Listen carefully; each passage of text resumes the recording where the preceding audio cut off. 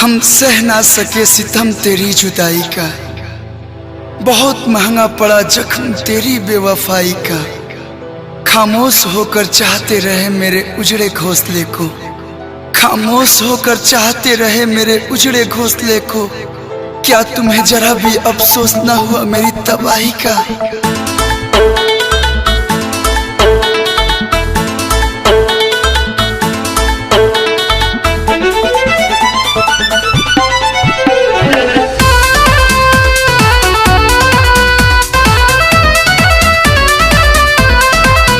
दिल से चाहा जिसको मैंने, दिल से चाहा जिसको मैंने, किसी और के दिल में बसती है। एक सच्चा दीवाना रोता है, दिल तोड़ के पगली हंसती है। एक सच्चा दीवाना रोता है, दिल तोड़ के पगली हंसती है।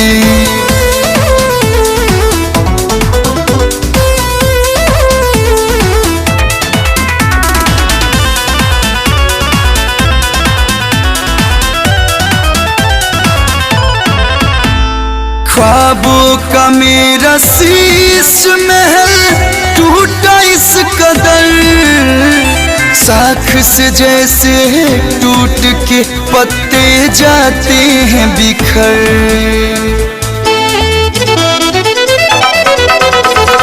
ख्वाबों का मेरा शीश महल टूटा इस कदर, साख से जैसे टूट के पत्ते जाते हैं बिखर।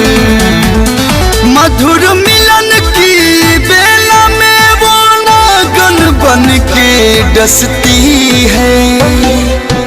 एक सच्चा दीवाना रोता है, दिल तोड़ के पगली हंसती है।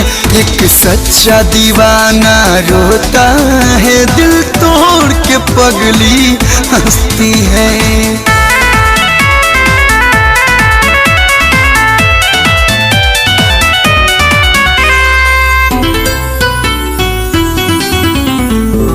उस बेवफा ने दिल से मेरे की थी दिल लगी, चाहत में जिसकी लुटा दी मैंने ये जिंदगी।